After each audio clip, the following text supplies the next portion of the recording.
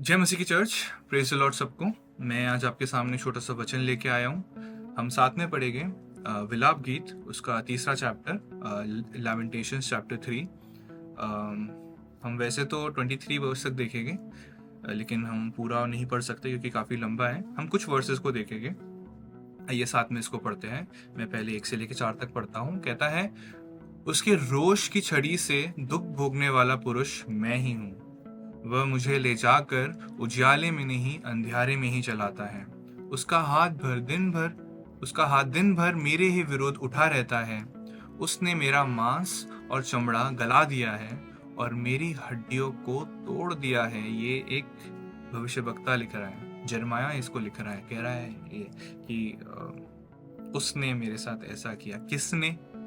किसने इसके साथ ऐसा किया? हमें लगता है कि शायद शैतान की बात कर रहा है या किसी दूसरे इंसान की बात कर रहा है, लेकिन हम आगे देखेंगे। कह रहा है कि मैं चिल्ला चिल्ला कर दुहाई देता हूँ। 8वें वर्ष में, मैं चिल्ला चिल्ला कर दुहाई देता हूँ तो भी वह मेरी प्रार्थना नहीं सुनता। हमें बहुत अच्छा हिंट मिल रहा है यहाँ पे कि किसकी बात कर रहा है।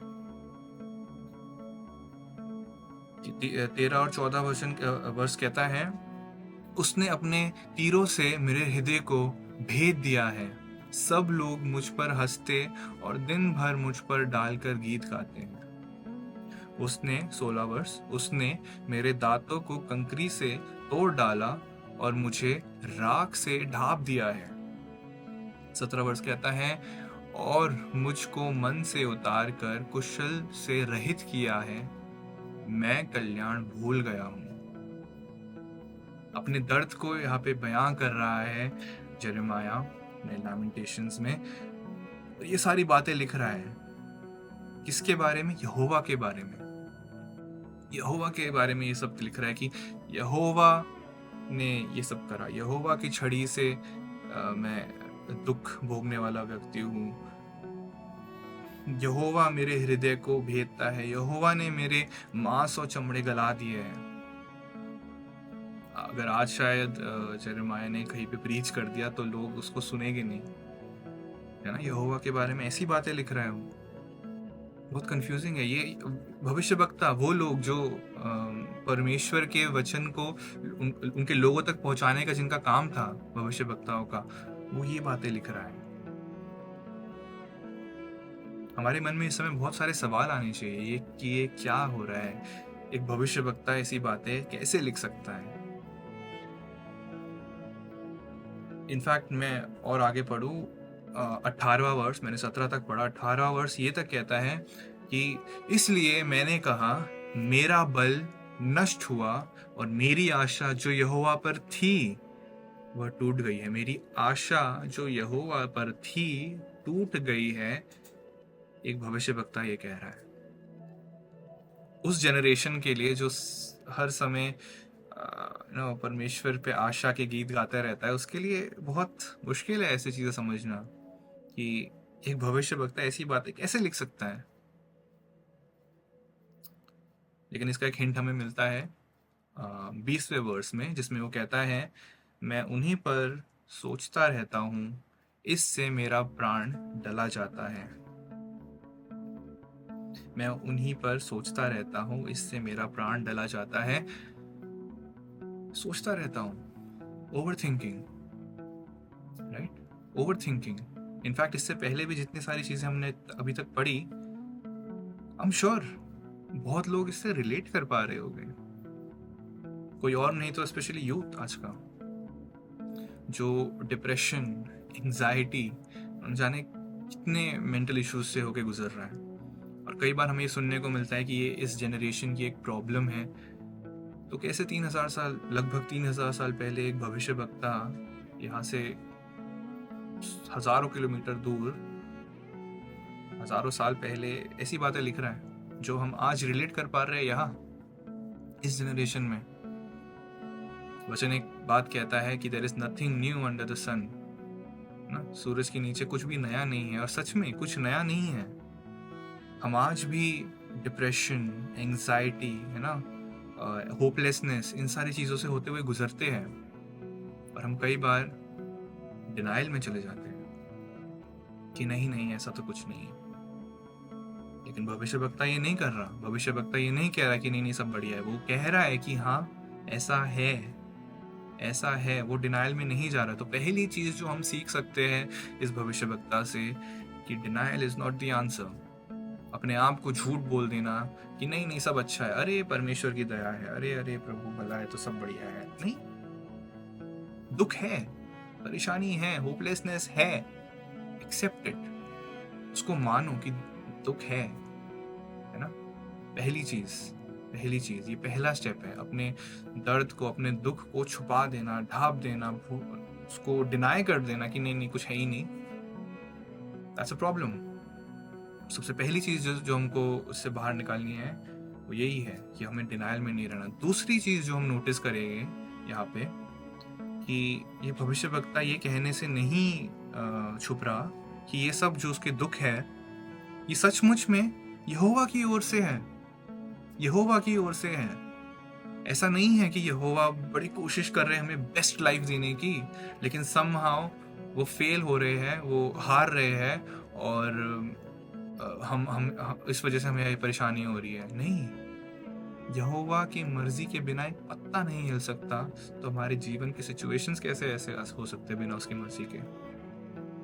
तो यहाँ पे भी हमारे दुख में भी गॉड इज सॉवरेन। इस पे हम और बात करेंगे अभी लास्ट में, लेकिन मैं और वर्स पढ़ना चाहूँगा।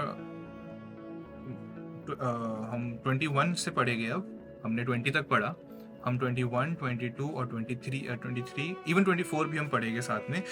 कहता है परंतु, बाइबल का one of the best words, जहाँ पे भी ये शब्द दिखे बी वेरी इंटरेस्टेड। कहता है परंतु मैं यह स्मरण करता हूं, इसीलिए मुझे आशा है। अभी 2 वर्ष पहले ही, 3 वर्ष पहले शायद, भविष्यवक्ता कह रहा था कि मेरी आशा जो यहोवा पर थी वो टूट गई है। अब कह रहा है परंतु मैं ये स्मरण करता हूं, इसीलिए मुझे आशा है। उसने कुछ ऐसा करा जिसकी वजह से उसको वो आशा है। इनफैक्ट ऐसा नहीं है कि आशा चली गई थी और अब आशा वापस आ गई है। वो आशा उधर ही थी, वो बस उसको देख नहीं पा रहा था।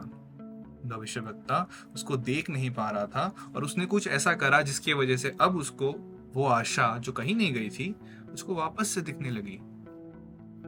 उसने क्या करा? स्मरण किया। मैंने इस शब्द पे, स्मरण शब्द पे थोड़ा समय बिताया, थोड़ा मैं इसके ओरिजिनल लैंग्वेज में गया। उसका हिब्रू शब्द है शुभ।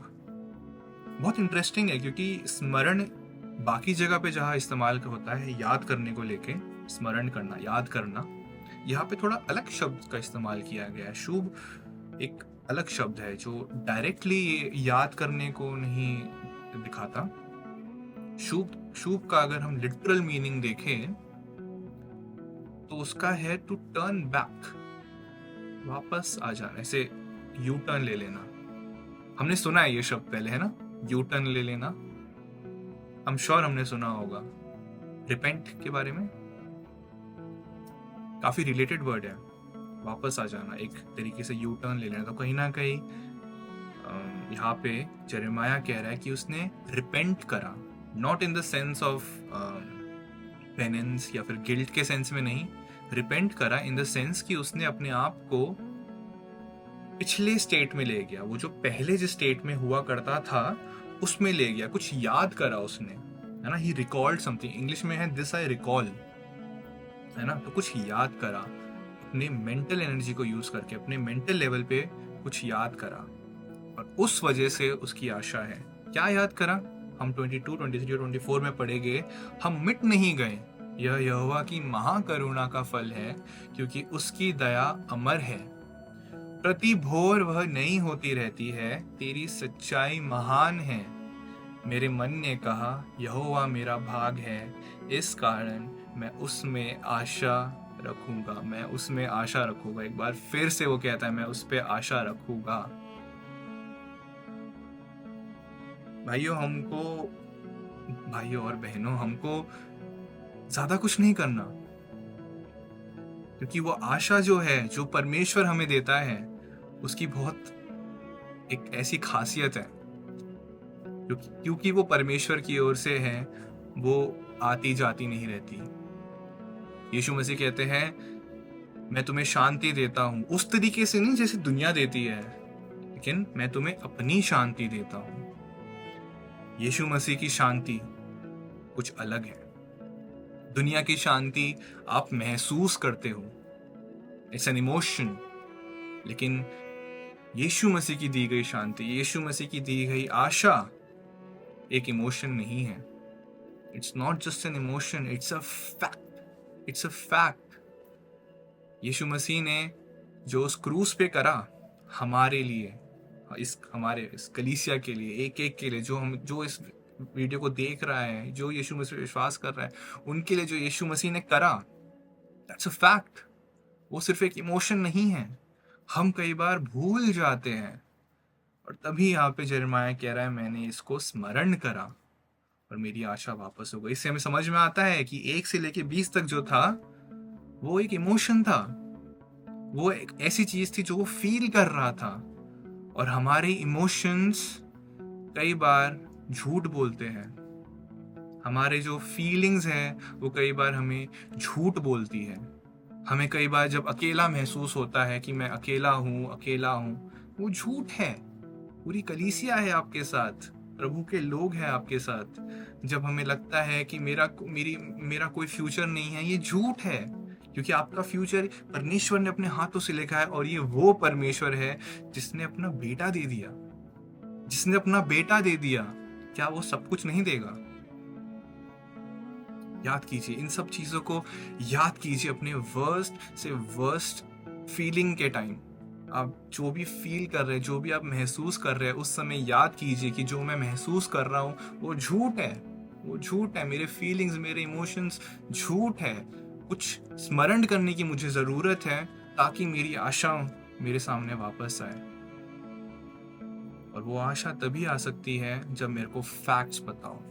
और फैक्ट्स पता होने के लिए मेरे को अपना दिमाग इस्तेमाल करना है, अपने आंखों को इस्तेमाल करना है और परमेश्वर को जानना है। और एक ही जरिया है आज के समय में परमेश्वर को गहराई से जानने का, एक ही प्राइमरी तरीका है, वो है वचन को पढ़ना। यिर्मयाह ने अगर परमेश्वर को जाना नहीं होता तो शायद वो कभी ये बोल ही नहीं पाता कि हम मिट नहीं गए, ये यहोवा की महाकरुणा है। ये इसको कैसे पता, ये बात इसको कैसे पता कि प्रतिभोर उसकी जो दया है वो नहीं होती है? कैसे पता यिर्मयाह को ये सारी बातें? क्योंकि उसने शायद परमेश्वर का वचन पढ़ा हो, और उस समय परमेश्वर भविष्यवक्ताओं से डायरेक्टली बात करते थे, तो शायद से उसने वो सुना हो, उसको पता है, यहोवा के बारे में मालूम है उसको। और आज भी अगर हमें यहोवा के बारे में जानना है तो it's not our emotions, it's not our feelings, it's the word of God. परमेश्वर का वचन है जो हमें बार बार पढ़ के अपने आप को याद दिलाना है कि even in our worst situation, even in our worst emotion, है ना, वर्स्ट इमोशन, हमारे डिप्रेशन में, हमारे एंजाइटी में, हमारे ओवर थिंकिंग में, गॉड इज सॉवरेन। गॉड, परमेश्वर प्रभुता रखता है, परमेश्वर अभी भी कंट्रोल में है। अगर हमें कोई दुख दर्द मिला है, इट्स गॉड हूज टेस्टिंग अस। ठीक है ना, दुख दर्द ठीक है, उसको मानो कि हाँ दुख है, दर्द है, but even in that remember कि गॉड दे रहे हैं दर्द मेरे को, और वो मेरे को इतना दर्द नहीं देगा कि मैं खत्म हो जाऊं। जैसा कि क्या है, हम मिट नहीं गए, ये यहोवा की महाकरुणा है। सो इस सारी बातों को मैं इस चीज में कंक्लूड करना चाहूंगा। पहली बात तो अपने दुखों को डिनाइल में मत लेके जाओ, कि ये मत कहो कि अरे नहीं सब बढ़िया है, क्योंकि परमेश्वर है तो सब बढ़िया है। नहीं, दुख है तो दुख है, accept it, take it to Lord, परमेश्वर के पास लेके जाओ प्रार्थना में, पहली चीज। दूसरी चीज, याद करो कि गॉड इज स्टिल सॉवरेन। हमारे दुख में, हमारे दर्द में गॉड इज स्टिल सॉवरेन।